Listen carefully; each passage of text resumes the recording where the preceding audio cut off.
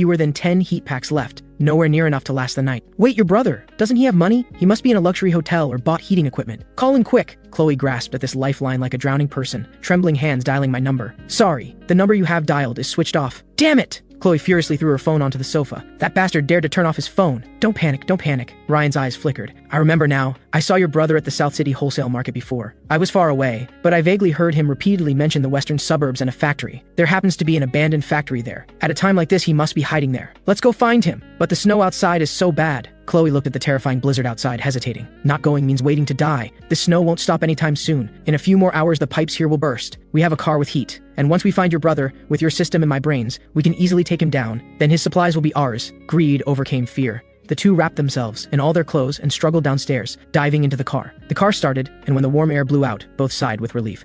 Let's go to the western suburbs! A vicious gleam flashed in Chloe's eyes. When we see Ethan, I'll make him kneel in the snow and apologize, beg me to forgive his earlier rudeness. Meanwhile, in the western suburbs, I was staring at a corner of the surveillance screen. There, several stray dogs were huddled together, shivering. Suddenly, one dog's body convulsed violently, its eyes instantly bloodshot, turning crimson red. A piercing, inhuman shriek echoed across the wasteland, and that mutated zombie dog viciously lunged at its companions, blood spraying onto the snow, instantly freezing into red ice crystals. This isn't an ordinary virus. It's the extreme cold zombie virus. They're not afraid of the cold. The colder it gets, the more excited they become. I put down my chopsticks, finally here. I stood up and walked to the control panel and pressed the red button. Level 1 alert. Defense mode activated. The high-voltage electric fence of the first perimeter defense line instantly powered on, blue arcs crackling in the blizzard. I raised my wine glass and toasted to the blizzard on the surveillance screen. Welcome to hell, my guests. The blizzard in the western suburbs had evolved into a white catastrophe, with visibility under 5 meters. A white BMW X5, like a drunk, crawled with difficulty along the road where snow was already half a meter deep. Why aren't we there yet? Didn't you say it was only 20 kilometers? Chloe sat in the passenger seat, wrapped in 2 down comforters. Still so cold, her teeth chattered violently.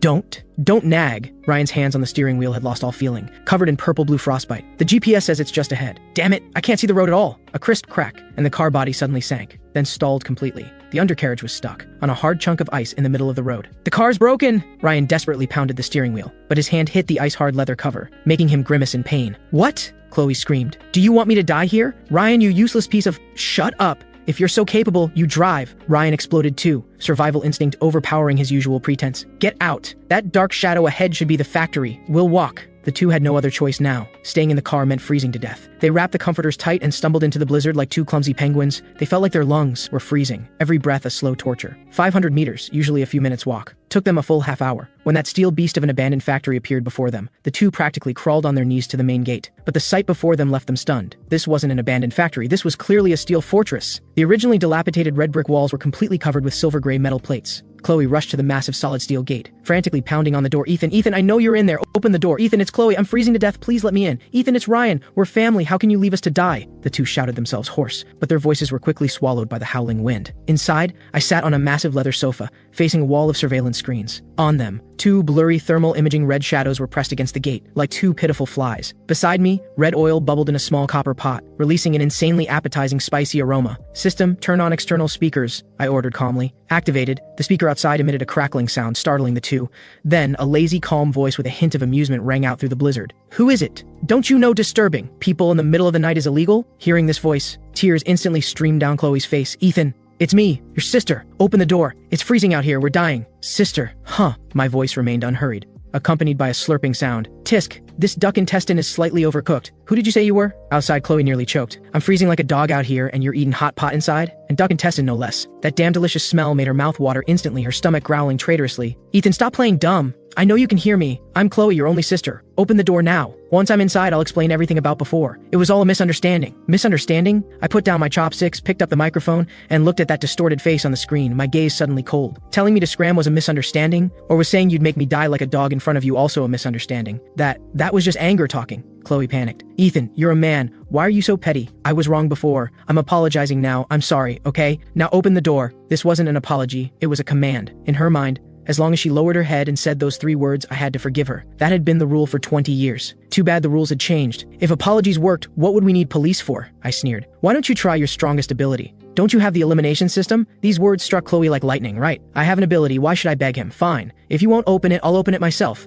Don't beg me later. A vicious gleam flashed in Chloe's eyes, and she took a deep breath, energy surging within her body. She slammed her frozen hand against the steel door. Eliminate! A red light burst from her palm, striking the door hard. However, the expected scene of the gate vanishing didn't happen. Instead, the red light was like hitting an invisible wall, instantly rebounding, making Chloe's arm go numb, and she fell backward into the snow. System warning, target object density too high and protected by high-level energy reinforced space anchoring. Host current level LV1. Cannot eliminate. Forced elimination requires life force consumption. Chloe stared in disbelief at the immovable door. My system is the strongest. How could I not even open a door? My merciless laughter came through the speakers. Forgot to tell you, this door cost me $5 million in aerospace-grade alloy, and my system happens to counter yours. Your elimination can't eliminate my hoarding. Now, get lost. Don't dirty the snow at my doorstep. The speaker cut off, then the floodlights above the gate suddenly blazed on, two blinding beams shining directly into their faces, making them unable to open their eyes. Chloe sat in the snow, feeling the cold that penetrated to her bones, staring at that door that would never open, experiencing for the first time what true despair felt like. Half an hour passed. Chloe and Ryan hadn't left. Because the car was broken, they could only huddle in a wind-sheltered alcove by the factory gate. What do we do? I can't feel my feet. Chloe's lips had turned dark purple, her eyelashes covered in ice crystals. Ryan was even worse off. He'd given Chloe one of his few pieces of clothing, and now his whole body shook violently, his eyes beginning to glaze over. Don't sleep. If you sleep, you won't wake up. Just then, from above, an aroma so rich it could make your soul leave your body wafted out. The two laboriously lifted their heads. Want some? I stood on the second-floor terrace, holding the unfinished bowl of hot pot. Ethan, please, just give me a sip, just one sip of hot soup. Ryan finally broke down,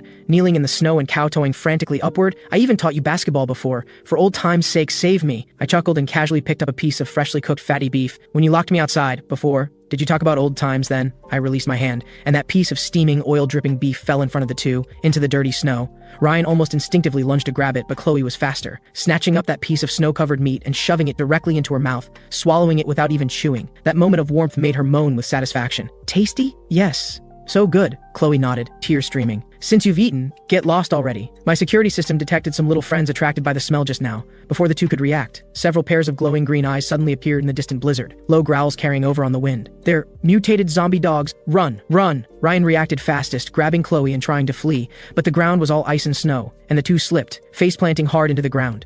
The first zombie dog lunges forward, its gaping maw aimed straight for Ryan's thigh. Help! Ethan, help me! Ryan lets out an ear-piercing scream as he desperately kicks at the dog, but the creature feels no pain. In this critical moment, a flash of viciousness crosses Ryan's eyes. He suddenly grabs Chloe beside him and shoves her forcefully toward the dog's mouth while rolling away to safety. What are you doing? Chloe screams in terror. The reeking jaws are about to tear into her neck. In this split second between life and death, survival instinct conquers fear. Chloe locks eyes on the lunging dog's head as the red icon in her mind flashes frantically. She roars in her mind, eliminate! The massive Tibetan Mastiff's head is completely erased just 1 centimeter from Chloe's nose. Only a headless corpse crashes down heavily onto Chloe, nearly crushing the air from her lungs. Host eliminated Tier 1 mutant. Experience gained, 10 points. Stamina depletion warning. Chloe feels her strength draining away, her vision goes dark and she nearly faints, but she has survived. This little show is getting interesting. I lower the binoculars, amusement flickering in my eyes. Since you don't want to leave, let me point you towards salvation. My voice echoes out again, carrying a demonic persuasion. 200 meters east, there's a security booth. That's your only chance of survival tonight. With that, the window shuts completely, leaving only two figures trembling in the darkness and more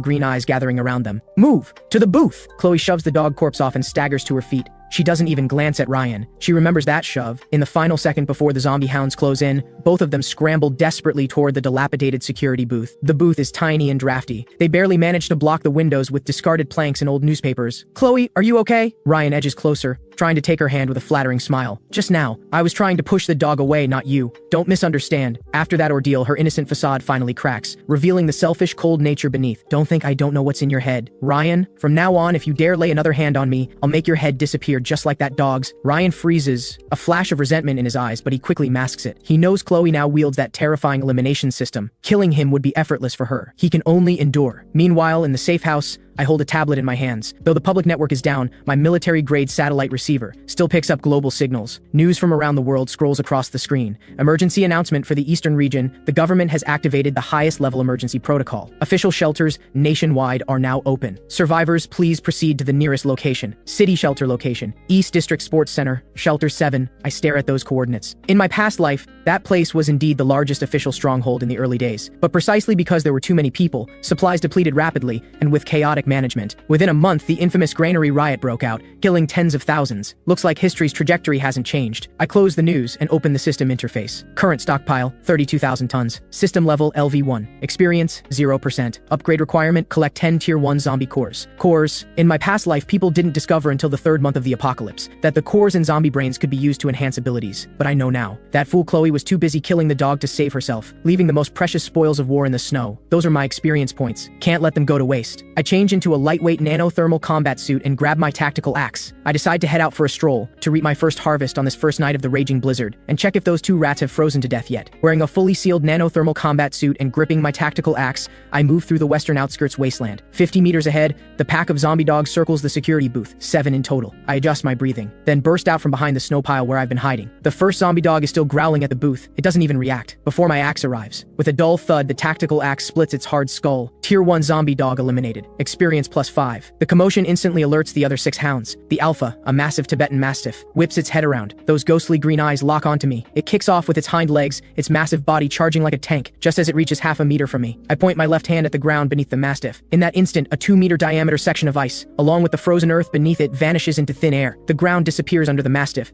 and it plunges straight down. Strike while you're down. I leap into the pit right after it. My tactical axe arcs through the air and cleaves brutally into the Mastiff's vulnerable neck joint. A grotesque dog head rolls away. Elite mutant hound eliminated. Experience +20. Item dropped. Tier 1 power core. The light surges through me. I crouch down and, suppressing my disgust, rummage through the Mastiff's skull. Soon I pull out a fingernail-sized crystal emitting a faint red glow. This is the hardest currency of the apocalypse. The core, the source of zombie power, and the key to human evolution. The remaining 5 zombie dogs above bark frantically but don't dare descend into the pit. I look up with a cruel smile. Don't rush. One by one, you're all my experience points. With a thought, I retrieve a modified nail gun from my system space. For the next 5 minutes, I stand at the bottom of the pit like I'm at target practice. Battle over. I climb out and search every corpse. Luck is on my side. The 7 dogs yielded 3 cores total. The system experience bar has risen to 45%. I toss the cores into my space and walk toward the security booth. It's empty inside, only messy footprints, and a line carved into the wall with fingernails. Ethan, you'll pay for this. Heh, quite the survivor, aren't you? I sneer dismissively. I'm not worried about what these 2 insignificant pawns can do. In this apocalypse, living is often more painful than dying. Since they've gone to the official shelter, let them enjoy their rewards there. That's the real living hell. I turn and leave, my silhouette disappearing into the blizzard. This outing confirms one thing. In this world where all rules have collapsed, as long as you're ruthless and strong enough, this place is my playground, and my next target is Central Hospital downtown. Not only zombies await there, but also the antiviral serum I desperately need. While it can't cure the zombie virus, it can treat common flu and infections, crucial in the early stages. Meanwhile, at the East District Sports Center, the place has been converted into a temporary shelter. Thousands of survivors crowd at the entrance. Cries, curses, and pleas for help blend into chaos. Armed soldiers maintain order with tense expressions. Don't push. Form a line. Temperature check required. Anyone with wounds, immediate isolation. Supplies are limited. 1 bowl of porridge per person per day. Want more? Join the search and rescue team. Chloe and Ryan blend into the crowd, utterly disheveled. Halt! What do you think you're doing? A soldier blocks the 2 trying to cut in line. I'm an awakened! I'm an awakened! Chloe clutches at this lifeline, frantically waving her hands and shouting, I have powers!